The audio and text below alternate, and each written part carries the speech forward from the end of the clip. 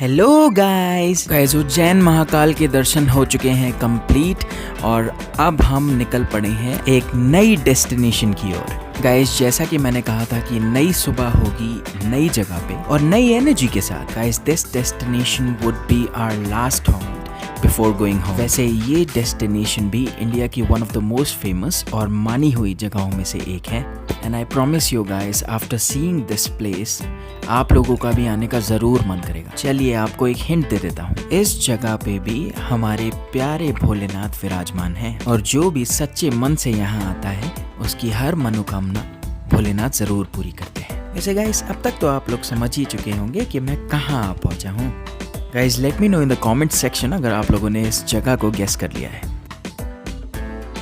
Good morning guys, very good morning, welcome to my YouTube channel. So आज है नई सुबह और फिर से एक नई जगह। गेस व्हाट, आई एम इन बाबा ओमकारेश्वर। मैं बाबा ओमकारेश्वर के दर्शन करने आया हूँ। ये देखिए पीछे मेरे जो डैम है and it's damn good actually. Gates देखिए आप, कितने सारे गेट्स हैं, इट्स ह्यूज। ये जो टेंपल दिख रहा है ये है बाबा ओमकारेश्वर। अब मैं जाऊंगा इस पुल के थ्रू, ये जो जिस पुल के थ्रू लोग जा रहे हैं उस पुल के थ्रू जाऊंगा। ये देखिए यहाँ पे बोटिंग हो रही है। गाइज ये जो आपको डार्क ग्रीनिश एकदम क्रिस्टल क्लियर पानी दिख रहा है ये है हमारी Narmada river. Guys Narmada river को हिंदी संस्कृति के अनुसार सप्त सिंधु भी कहते हैं क्योंकि ये भारत की 7 पवित्र नदियों में से एक है। हमारे हिंदू धर्म के अनुसार इन्हें माँ का दर्जा दिया जाता है और यह मान्यता है कि इस जल में जो भी स्नान कर लेता है उसके सारे दुख तकलीफें रोग विकार दूर हो जाते हैं। जा रहा हूँ और दर्शन करके आऊँगा, फिर आपको बताऊँगा कैसी फीलिंग थी, कैसा लगा। और कल हम गए थे उज्जैन और आज कंप्लीट करेंगे Omkareshwar. See you in some time. Guys Mahabharat के अनुसार इसी जगह पर भगवान शिव ने तपस्या की थी और इस जगह को अपने आध्यात्मिक साधना का केंद्र बनाया था। इस स्थान पर भगवान शिव के प्रत्यक्ष अवतार की प्रतिमा स्थापित है। गाइस वैसे तो ओमकारेश्वर ज्योतिर्लिंग से जुड़ी बहुत सी कथाएं हैं, पर जो प्रमुख कथाएं हैं उनमें से एक यह है, एक राजा थे जिनका नाम था राजा मांधाता। वे शिव के बहुत बड़े भक्त थे। एक बार तो उन्होंने ठान ही ली कि अपने भोलेनाथ को प्रसन्न करके ही रहेंगे। बस फिर क्या था, लग गए वो तपस्या पे। आखिरकार राजा की घोर तपस्या के बाद भगवान शिव उनसे बहुत प्रसन्न हुए और उन्हें दर्शन दिए और उन्होंने कहा, भक्त मैं तुम्हारी तपस्या से बहुत प्रसन्न हुआ हूँ। और उन्होंने राजा से अपना मन चाहा वरदान मांगने को कहा। जवाब में राजा ने भगवान शिव से ऐसा वरदान मांगा कि भगवान भी आश्चर्यचकित हो गए। राजा ने वरदान मांगा कि जिस पर्वत पर वो तपस्या कर रहे हैं भगवान शिव वहीं पर निवास करें और भक्तों को दर्शन देके उनके जीवन धन्य करें। राजा की यह बात सुनकर भगवान शिव बहुत प्रसन्न हुए और उन्होंने कहा तथास्तु। गाइस क्या आप ये जानते हैं कि इस ज्योतिर्लिंग का नाम ओमकारेश्वर कैसे पड़ा? एक्चुअली इस स्थान पर नर्मदा माँ की 2 धाराएं बटी हुई हैं और इस वजह से उन 2 धाराओं के बीच में एक आइलैंड यानी कि टापू जैसा बन गया है। एंड गाइस ये सबसे इंटरेस्टिंग बात है। गाइस ये टापू ओम के आकार का है और क्योंकि यह ज्योतिर्लिंग ओमकार यानी कि ओम का आकार लिए हुए है, इसी कारण इस ज्योतिर्लिंग को ओमकारेश्वर कहा जाता है ना? बहुत इंटरेस्टिंग।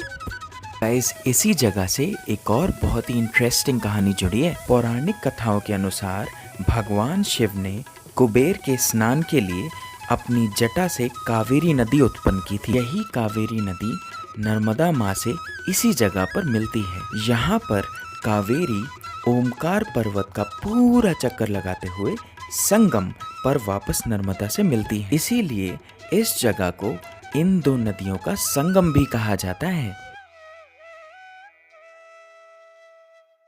गाइस दर्शन हो गए मेरे, और अभी अभी मैं जस्ट बाहर आया हूँ टेंपल से, और अमेजिंग फीलिंग थी। तो भगवान की जो साइट थी ना, ओमकारेश्वर महाराज की जो साइट थी, वो again I am saying that वो वर्ड्स में हम लोग एक्सप्लेन नहीं कर सकते, आपको आगे एक्सपीरियंस करना पड़ेगा। मेरे तो दर्शन बहुत अच्छे हो गए, और अब मैं जा रहा हूँ today's my flight back to my home. जल्दी जल्दी जाएंगे, भोपाल से मेरी फ़्लाइट है। स्टे ट्यून्ड, एयरपोर्ट में मिलते हैं। सो गाइस, ओमकारेश्वर महाराज के दर्शन करके हम निकल पड़े भोपाल की ओर। गाइस, ये है भोपाल एयरपोर्ट का आउटर व्यू। इतना कोई बहुत ही ह्यूज एयरपोर्ट नहीं है, but it was good, it was beautiful. And guys, इस एयरपोर्ट का नाम है राजा भोज हवाई अड्डा। अरे कहाँ राजा भोज और कहाँ गंगू तेली? वो दोनों कहाँ हैं मुझे नहीं मालूम। ये कहावत उन्हीं पे है। गाइज, ये बेसिकली एक डोमेस्टिक एयरपोर्ट है और सीजनली इंटरनेशनल ऑपरेशंस रन करता है अगर बहुत ज़्यादा डिमांड हो जाती है, अगर बहुत ज़्यादा टूरिस्ट हैं। गाइज, ये one of the main attraction points था एयरपोर्ट का। ये एक सॉर्ट ऑफ अ गार्डन था वॉकिंग के लिए, बट रात में जो इसकी लाइटिंग थी ना, वो बहुत अट्रैक्ट कर रही थी, बहुत वाइब्रेंट लग रही थी, अलग ही चमक रही थी। सो ये मुझे बहुत ब्यूटीफुल लगा, एंड काफ़ी लश ग्रीन गार्डन है, सो ये काफ़ी ब्यूटीफुल लग रहा था। गाइज, गेट के अंदर एंटर करते ही normal baggage check in machine लगी हुई थी। गाइज, ये है स्टैचू हमारे राजा भोज का। गाइज, जिनको नहीं पता है उन्हें बता देता हूँ, he is one of the most celebrated kings in the history of India. इस एयरपोर्ट पे हम सब स्टूडेंट्स के प्यारे स्वामी विवेकानंद का भी बहुत अच्छा स्टैचू था। यहाँ पे एक डेडिकेटेड बेबी फीडिंग रूम है for the mothers to feed their newly born babies. Guys, एक चीज़ जो मुझे सबसे ज़्यादा अच्छी लगी वो था सांची स्तूप का मिनिएचर। गाइस, ये एकदम सेम लग रहा था, जिसने भी बनाया हैट्स ऑफ। गाइस, जिन लोगों को नहीं पता है उन्हें ये बता दो कि Sanchi stupa is a world heritage site declared by UNESCO in 1989। It is the oldest Buddhist century जो बेसिकली बुद्धिज्म कल्चर को प्रमोट करने के लिए बनाई गई थी।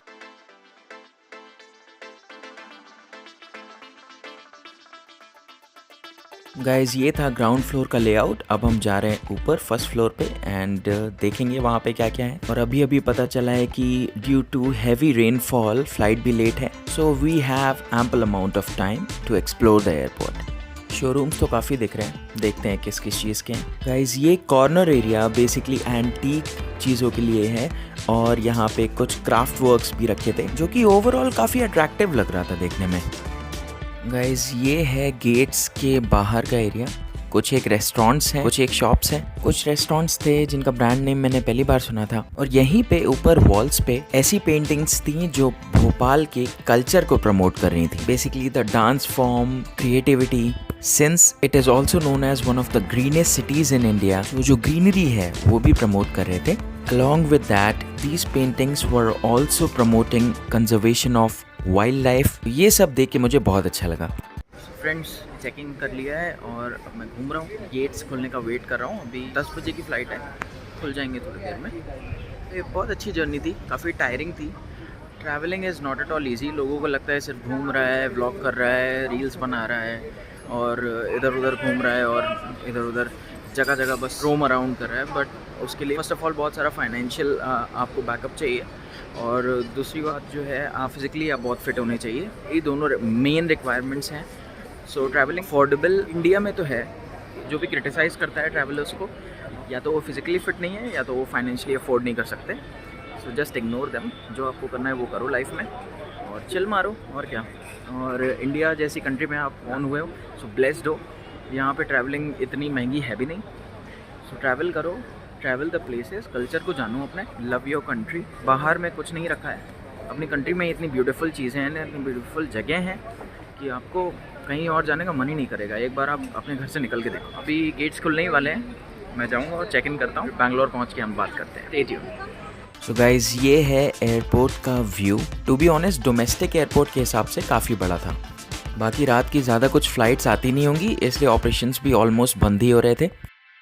गाइस, गेट्स ओपन हो गए हैं और मैं जा रहा हूँ। फ़्लाइट थोड़ी सी लेट थी क्योंकि it's raining here, so that's why. तो अब मैं जा रहा हूँ और आपको बैंगलोर पहुँच के बताता हूँ कैसी फ़्लाइट थी, कैसा लगा मुझे। Okay, look at this guys, it's still raining.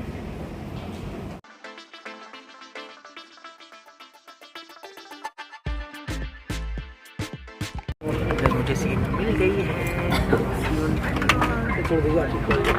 Guys यहाँ पे मेरी जर्नी होती है ओवर। बहुत अच्छी फीलिंग है, बहुत अच्छा लग रहा है।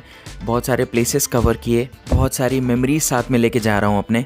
अगर आपको वीडियो पसंद आई है then please like, share and subscribe to my YouTube channel. Till then keep exploring, keep loving yourself. Thank you so much for watching.